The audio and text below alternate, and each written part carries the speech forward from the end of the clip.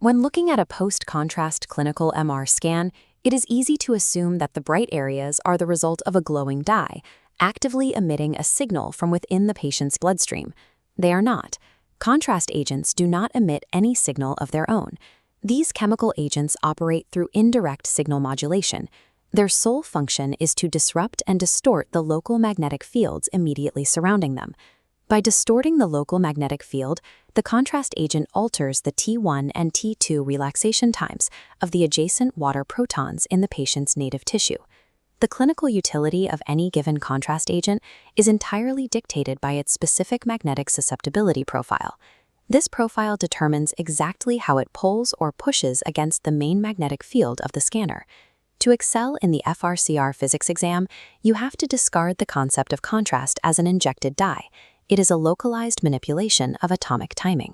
This matrix categorizes the 4 distinct states of magnetic susceptibility. Ferromagnetic materials like iron, cobalt, and nickel possess a massive magnetic susceptibility. When placed in a magnetic field, the internal field strength is intensely magnified, and they retain this magnetization long after the external field is removed.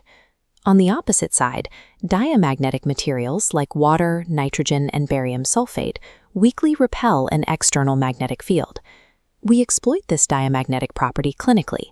Administering barium sulfate suspensions results in an intentional loss of signal, creating dark voids that help demarcate the bowel. Paramagnetic materials such as gadolinium, oxygen, and magnesium are weakly attracted to magnets.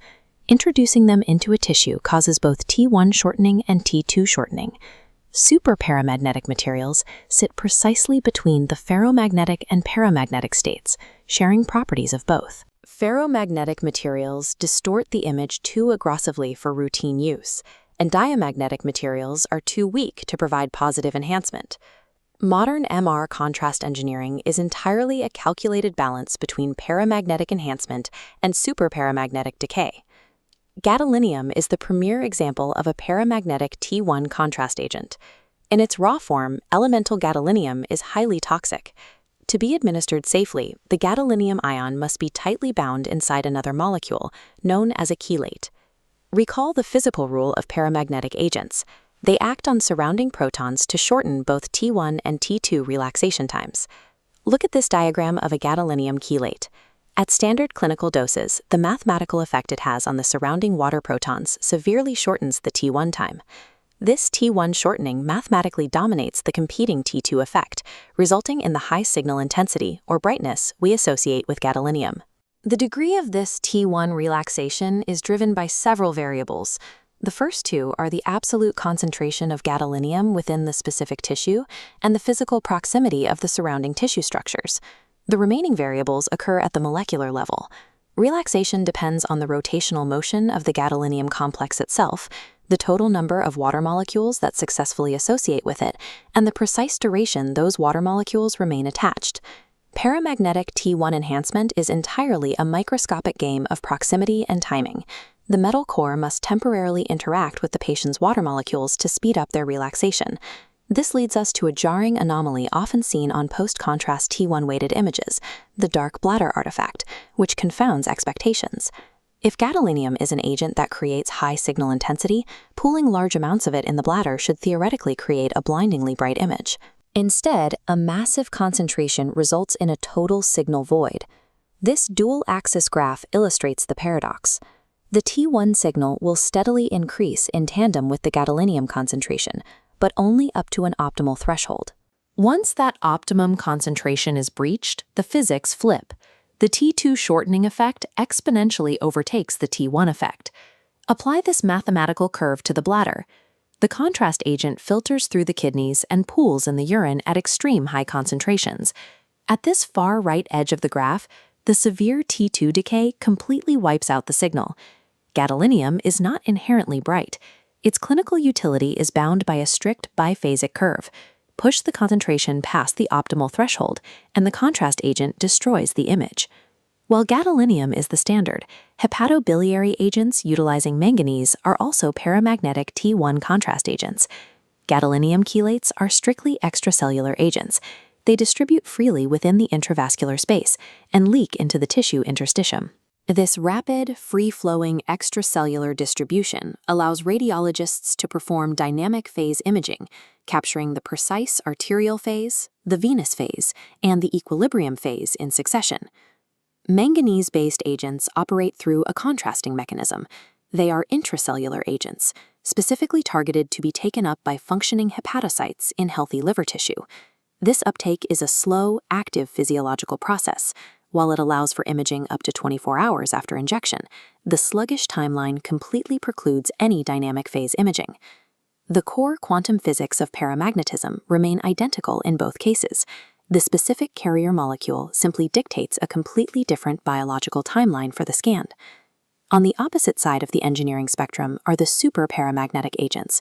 These are heavily reliant on iron oxide molecules, formulated as SPIOs and USPIOs. Unlike gadolinium, iron oxide does not require direct physical association with individual water molecules to work. It forces a macroscopic disruption of the local magnetic field. This diagram illustrates the mechanism. When a superparamagnetic agent enters a tissue, its strong local field disruption slightly alters the precessional frequency of any proton that passes near it. As the proton moves away from the iron oxide particle, it escapes the disrupted field and returns to its normal precessional speed. However, it retains a permanent phase shift, spinning out of sync with its neighbors. This is known as spin dephasing. The direct consequence of this phase shift is severe and rapid T2 decay. The protons fall out of coherence and the signal drops. The mathematical relationship is absolute. The higher the concentration of the superparamagnetic agent, the greater the forced spin dephasing, and the lower the T2 signal. Superparamagnetic agents function as localized signal black holes.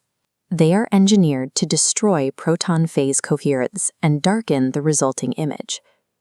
Superparamagnetic iron oxide operates under strict biodistribution constraints. Due to its particle size and coatings, it does not leak into the interstitium. It remains entirely trapped within the intravascular space until it is actively engulfed and eliminated by the reticuloendothelial system. Because this biological uptake by the reticuloendothelial system is slow, SPIOs mandate a strict 1-hour delay between injection and image acquisition. This infographic isolates the two major contrast pathways.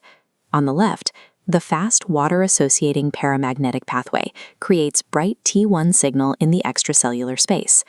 On the right, the slow field-disrupting superparamagnetic pathway forces dark T2 decay via the reticuloendothelial system. You must also account for the biphasic paradox. Even the bright paramagnetic agents will force a dark T2 signal void if they reach high enough concentrations. Advanced radiology requires looking past the pixels on the screen. Contrast is never a layer of paint applied to anatomy. It is a highly localized, dynamic manipulation of quantum relaxation.